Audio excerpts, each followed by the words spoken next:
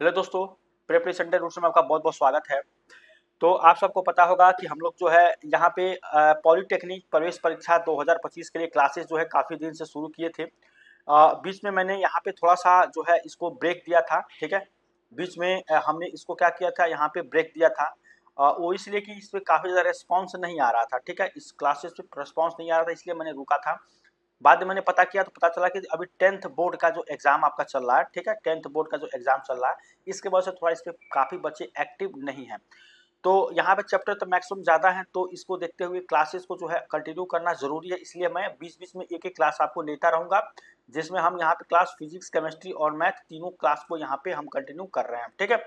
तो आज हमारा चौथा क्लास होगा परमाणु संरचना, ठीक है। उम्मीद करेंगे आपको ये क्लास अच्छा लगेगा। चैनल पर नए होंगे तो सब्सक्राइब, लाइक और शेयर करेंगे। चलिए अब हम यहाँ पे अपनी क्लासेस को देख लेते हैं। एटॉमिक स्ट्रक्चर हमारा चैप्टर है। देखिए, पहला क्वेश्चन आपका परमाणु के नाभिक में होते हैं, ठीक है।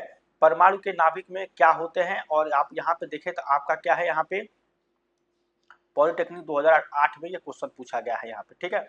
तो परमाणु के जो नाभिक में होता है, नाभिक में आपका यहाँ पे होता है, ठीक है। तो इसमें आपको प्रोटॉन और क्या होता है, न्यूट्रॉन, ये दो इसमें होते हैं, प्रोटॉन और न्यूट्रॉन।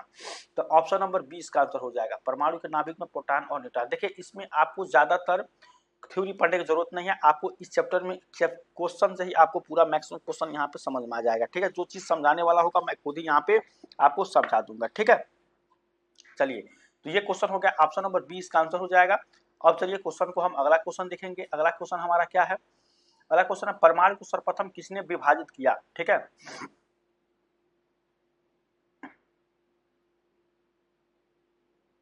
देखिए, ये क्वेश्चन है परमाणु को सर्वप्रथम किसने विभाजित किया, ये आपको यहाँ पे बतानी है, ठीक है। तो इसमें दूसरा क्वेश्चन होगा परमाणु को सर्वप्रथम जिसने विभाजित किया था, इसका क्या नाम था, तो बैकरल, ठीक है।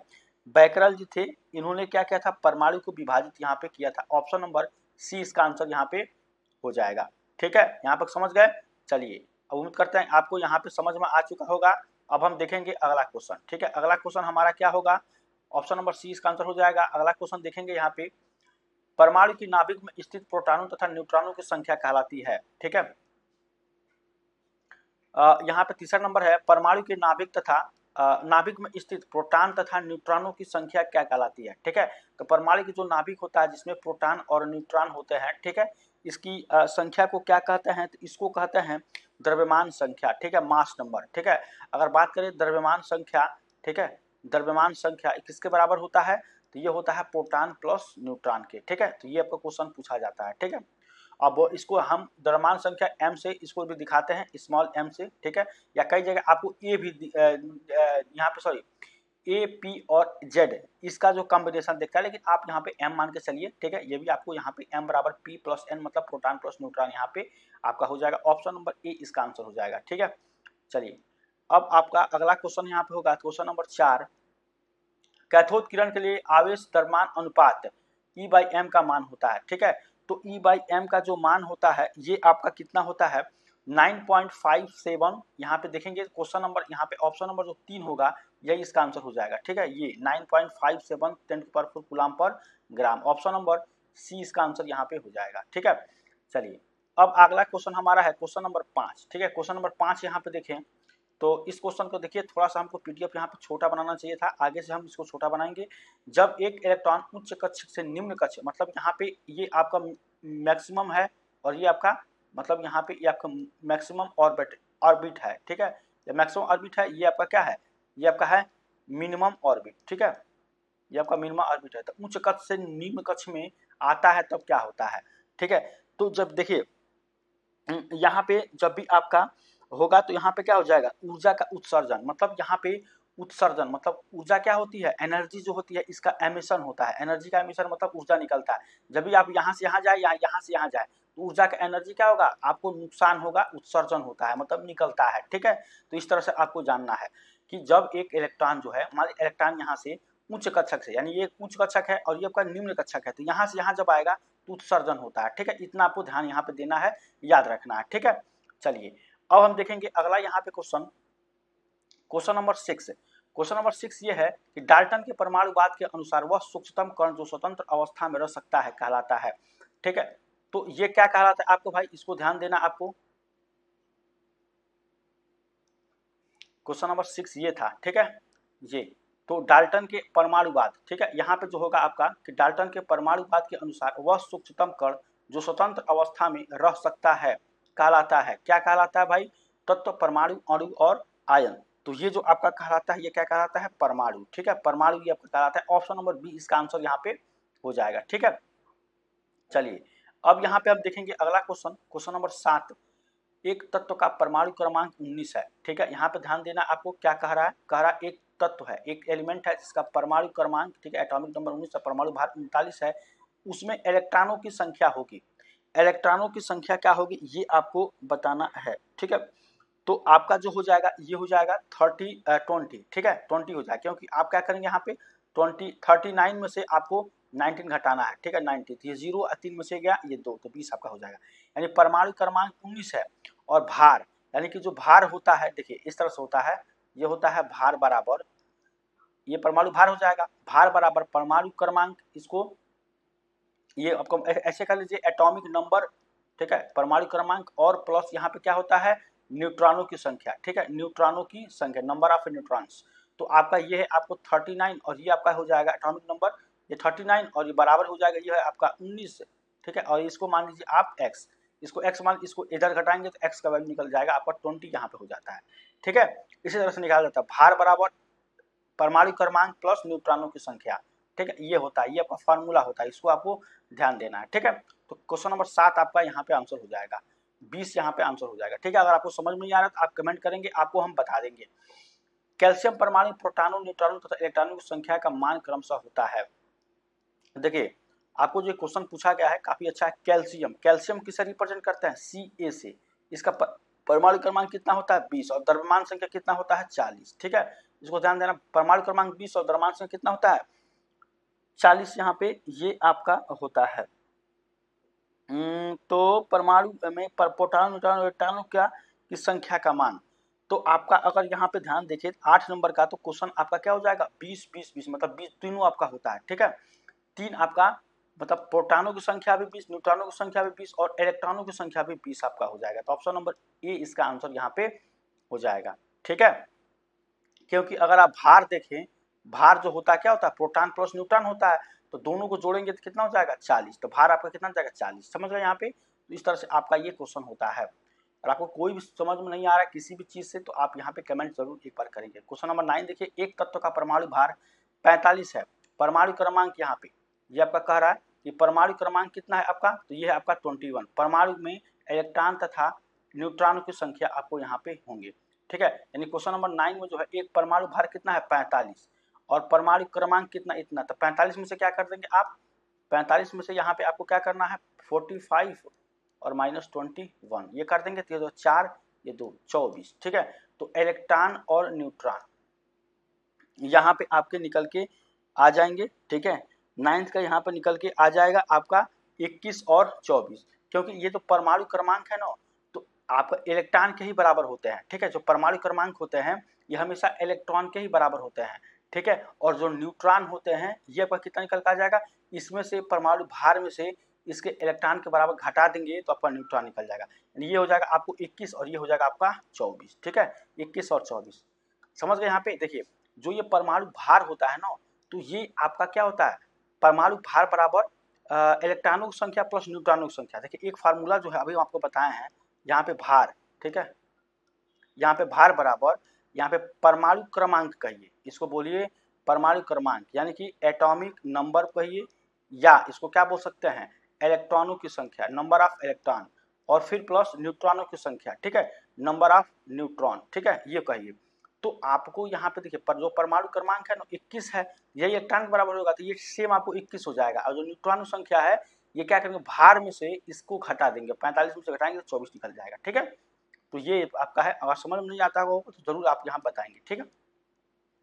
10 देखिए, एक तत्व M के परमाणु द्रव्यमान 19 तथा परमाणु क्रमांक 9 है, इसका आयन प्रदर्शित किया जा सकता है, आयन प्रदर्शित किया जा सकता है। तत्व M है, परमाणु द्रव्यमान 19 तथा परमाणु क्रमांक 9 है, इसका आयन प्रदर्शित किया जा सकता है।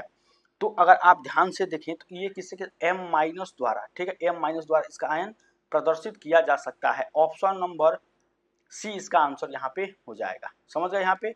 चलिए क्वेश्चन नंबर देखिए 11, क्वेश्चन नंबर 11 10।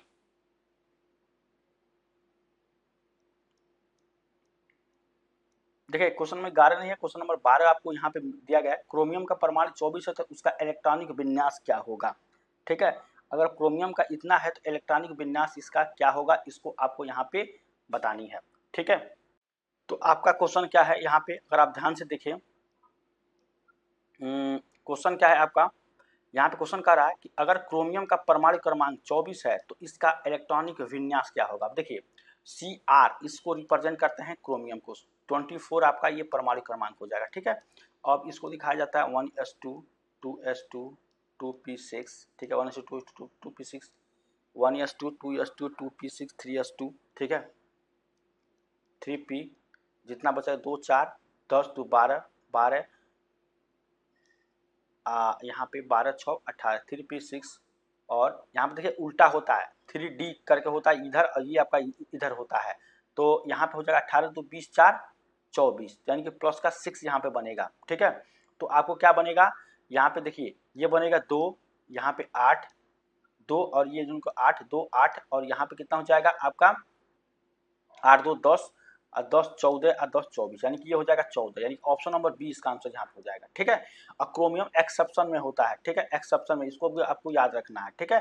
क्रोमियम हुआ जिंक हुआ ये सब सारी आपकी एक्सेप्शन में आते हैं, ठीक है। अगर आपको इस पर कोई भी दिक्कत आ रही है कुछ बताएंगे, ठीक है, लेकिन आपको क्या करना है इसका इलेक्ट्रॉनिक विन्यास यही होगा ऑप्शन नंबर बी 2 8 2 14, क्योंकि 8 10 8 2 10 10 और 14 10 कितना हो जाएगा 24, ठीक है। तो इस तरह से होता है 1s2 2s2 2p6 3s2 3p6 3d 6 होता है। लेकिन यहाँ पे अगर बात करें तो देखिए ये 2 2 4 ये हो जाएगा 4 और 6 10 और 2 12 और 12 6 18, ठीक है, 18 2 20 और 4 24 6, तो ये आपका 2 इधर होता है, ठीक है। यहाँ पे हो जाएगा 3d यहाँ पे 10 और 3p यहाँ पे आपका हो जाएगा 2 3p2, ठीक है। तो इस तरह से आपका ये बनता है, ठीक है, उल्टा होता है। तो आपको इस पे अगर दिक्कत आ रही है जिंक हुआ या आपको क्रोमियम में इस सब सारे एक्सेप्शन में आते हैं, ठीक है, तो इसको आपको ध्यान देना है यहाँ पे, ठीक है। तो ऑप्शन नंबर 20 का आंसर हो जाएगा, समझ गए। चलिए अब हम क्वेश्चन अगला क्वेश्चन देखेंगे, question number 12 question number 13 neutron की खोज किसने की, ठीक है, न्यूट्रॉन की खोज किसने की। यहाँ पे क्वेश्चन नंबर 13 हो जाएगा न्यूट्रॉन की खोज किसने की, तो यहाँ पे आपका हो जाएगा ये ए, ऑप्शन नंबर ए इसका आंसर हो जाएगा जेम्स चैडविक ने, option number A James Chadwick ने न्यूट्रॉन की खोज यहाँ पे किया था, ठीक है, ऑप्शन नंबर ए इसका आंसर यहाँ पे हो जाएगा। चलिए अब अगला क्वेश्चन देखते हैं, क्वेश्चन नंबर हम यहाँ पे क्वेश्चन नंबर 14, क्वेश्चन नंबर 14 परमाणु के मूल कण जो नाभिक में उपस्थित नहीं होते हैं, परमाणु के मूल कण जो नाभिक में उपस्थित नहीं होते हैं, प्रोटॉन, ठीक है, इलेक्ट्रॉन न्यूट्रॉन और इलेक्ट्रॉन और प्रोटॉन, ठीक है। तो यहाँ पे इसका आंसर क्या हो जाएगा ऑप्शन नंबर बी इलेक्ट्रॉन, ठीक है। परमाणु के मूल कण वो मूल कण जो नाभिक में नहीं होते, इलेक्ट्रॉन नाभिक में नहीं होते, नाभिक में क्या होते हैं प्रोटॉन प्लस न्यूट्रॉन, ठीक है, इलेक्ट्रॉन इसके बाहर होता है, ठीक है, इलेक्ट्रॉन क्या होता है इसके बाहर होता है, इसके बाहर चक्कर लगाता है, ठीक है। तो इसको आपको ध्यान देना, ऑप्शन नंबर बी इसका आंसर यहाँ पे हो जाएगा। क्वेश्चन नंबर 15 देखिए निम्न में से किस मूल कण पर ऋण आवेश होता है, ठीक है, निम्नलिखित में से किस मूल कण पर ऋण आवेश होता है, तो किस मूल कण पर ऋण आवेश होता है इलेक्ट्रॉन पे, इलेक्ट्रॉन पे क्या होता है ऋण आवेश, ऑप्शन नंबर ए इसका आंसर यहाँ पे हो जाएगा, ठीक है। ये थोड़ा सा इधर हो गया है, ये इस तरह से रहेगा, ठीक है, ऋण आवेश होता है, ऑप्शन नंबर ए इसका आंसर हो जाएगा, ठीक है, इलेक्ट्रॉन पे। निम्न में से कौन सा सत्य है, अब देखिए ये जो है थोड़ा सा यहाँ पे मिस्टेक हो सकता है, निम्न में से सत्य है पाई अपान NH ये हो जाएगा अपान 2 MBr, ये बटा में है, ठीक है, ये 2NH ये 2NH अपान MBr और 2m ये था NHR और फिर ये, ठीक है। तो इसमें आपको सत्य बताना है कि कौन सा आपका सत्य है, ठीक है। तो ये आपका हो जाएगा पाई इसको NH अपान 2 MBr, ठीक है, MBr ये ऑप्शन नंबर ए इसका आंसर हो जाएगा, ठीक है। जब इस पे क्वेश्चन और बनेगा तो मैं इसको अच्छे तरीके से आपको समझा दूंगा, ठीक है। न्यूट्रॉन पर आवेश देखिए, न्यूट्रॉन पर इलेक्ट्रॉन प्रोटॉन न्यूट्रॉन, न्यूट्रॉन पर क्या होता है जीरो होता है, ठीक है, न्यूट्रॉन पर क्या होता है उदासीन होता है, ऑप्शन नंबर सी इसका आंसर यहाँ पे हो जाएगा, ठीक है, ये उदासीन होता है। देखिए एक होता है इलेक्ट्रॉन नेगेटिव होता है, प्रोटॉन पे क्या होता है पॉजिटिव, न्यूट्रॉन पे क्या होता है जीरो, मतलब इस पे जीरो, ये उदासीन होता है न्यूट्रल होता है, ठीक है, एकदम जीरो होता है, समझ गए। यहाँ पे इलेक्ट्रॉन पे नेगेटिव आवेश होता है चार्ज होता है, प्रोटॉन पे प्लस होता है, इस पे जीरो होता है, इसको आपको ध्यान देना है, ठीक है। चलिए तो ये क्वेश्चन था क्वेश्चन नंबर 17। अब देखिए अगला क्वेश्चन प्रोटॉन है, प्रोटॉन क्या है प्रोटॉन, प्रोटॉन भारी हाइड्रोजन का नाभिक है, ठीक है। प्रोटॉन क्या है इसमें से, तो आपका हो जाएगा ये आपका ये सभी है इसमें से। भारी हाइड्रोजन का नाभिक, एक मूलभूत कण, धनावेशित कण। तो आपको पता है इलेक्ट्रॉन नेगेटिव होता है, प्रोटॉन आपका क्या होता है पॉजिटिव होता है, और न्यूट्रॉन क्या होता है इसका चार्ज 0 होता है, इससे पॉजिटिव होता है। धनावेशित कण हो एक मूलभूत कण होता है, और हाइड्रोजन का एक नाभिक होता है प्रोटॉन। समझ गए यहाँ पे, प्रोटॉन हाइड्रोजन का एक नाभिक होता है, ठीक है। देखिए परमाणु की प्रथम कक्षा में अधिकतम इलेक्ट्रॉन हो सकते हैं, तो परमाणु के प्रथम कक्षा में अधिकतम इलेक्ट्रॉन कितने हो सकते हैं इसको आपको बतानी है यहाँ पे, ठीक है। तो अधिकतम इलेक्ट्रॉन कितना हो सकता है यहाँ पे, तो ये हो सकते हैं आपके यहाँ पे कर बात करें तो ये हो सकते हैं आपके 2, ठीक है, प्रथम कक्षा में। तो इस तरह से होता है इलेक्ट्रॉन 1 और ये इलेक्ट्रॉन है। जैसे मान लीजिए एस में कितना होता है 2, पी में कितना होता है 3 डब्बा होता है इस तरह से, ठीक, 1 2 3, इसमें 6 इलेक्ट्रॉन होते हैं, ठीक है 6। डी में कितना होता है 5 डब्बा होता है और 10 इलेक्ट्रॉन होता है। एफ में 7 डब्बा होता है और 14 इलेक्ट्रॉन होता है, ठीक है। तो इसको इस तरह से आपको समझना एस पी डी और एफ ब्लॉक के तहत, ठीक है। तो 19 नंबर ये आपका क्वेश्चन हो जाएगा, ठीक है। इसमें 2 आपका आंसर हो जाएगा। अगला क्वेश्चन देखिए, निम्न में से अणु के लिए सत्य कथन है, ठीक है। निम्नलिखित अणु के लिए सत्य कथन है आपका। यहाँ पे अगर बात करें तो इसमें से उपरोक्त सभी ऑप्शन नंबर जो डी में दिया गया है ये अणु के लिए आपका होगा, ठीक है। इस क्वेश्चन को हम जब सॉल्व कर रहे थे तो कई सारे डाउट्स भी थे, लेकिन इसको हम बता दें यहाँ पे यह स्वतंत्र अवस्था में रह सकता है, ठीक है। जो मॉलिक्यूल्स होते हैं वो क्या रहते हैं स्वतंत्र अवस्था, मतलब फ्रीडम रहते हैं एकदम, ठीक है। और इसमें परमाणुओं का अनुपात निश्चित होता है, इसमें जो परमाणु की इसमें निश्चित होता है, इसकी आणविक संरचना परमाणु की व्यवस्था को प्रदर्शित करते हैं, मतलब सभी यहाँ पे होंगे। तो ऑप्शन नंबर डी इसका आंसर हो जाएगा, सारे यहाँ पे सही होंगे मॉलिक्यूल्स के लिए, ठीक है। ऑप्शन नंबर डी इसका आंसर यहाँ पे हो जाएगा। इसके बाद 21 में देखिए, परमाणु के समस्त भार केंद्रित होता है। जो परमाणु का समस्त भार होता है किस पर केंद्रित होता है इसको आपको बतानी है, ठीक है। तो परमाणु का समस्त भार जो होता है 21 का, तो 21 आपका हो जाएगा ए, नाभिक पर, ठीक है। नाभिक पर समस्त भार क्या होता है यहाँ पे केंद्रित ये होता है, ठीक है। चलिए अब क्वेश्चन नंबर अगला देखिए, अगला क्वेश्चन देखिए 22 नंबर, परमाणु के नाभिक के खोज करता है, ठीक है। परमाणु के नाभिक के खोजकर्ता कौन है इसको आपको बतानी है। तो परमाणु के नाभिक के जो खोज करता है 22 नंबर क्वेश्चन जो आपका यहाँ पे हो जाएगा, इसका आंसर हो जाएगा यहाँ पे रदरफोर्ड, ठीक है। रदरफोर्ड जो थे परमाणु के नाभिक के खोज करता थे, ठीक है। तो ये हमारा क्वेश्चन नंबर 22 लास्ट क्वेश्चन था। उम्मीद करते हैं आपको ये क्लास अच्छा लगा होगा, और कोई भी डाउट है दिक्कत है, क्योंकि यहाँ पे थोड़ा सा यहाँ पे अगर बात करें तो हम इस ये जो चैप्टर होता है काफ़ी आसान होता है और क्वेश्चन इससे पूछता है, तो इसका हम थ्योरी नहीं बताएं, लेकिन आगे वाली जितने भी क्लासेस होंगे थ्योरी के साथ हम यहाँ बताएंगे। उम्मीद करेंगे आपको ये क्लास अच्छा लगा होगा। चैनल पर नए होंगे सब्सक्राइब, लाइक और शेयर जरूर करिए। चलिए मिलते हैं नेक्स्ट, तो थैंक यू सो मच।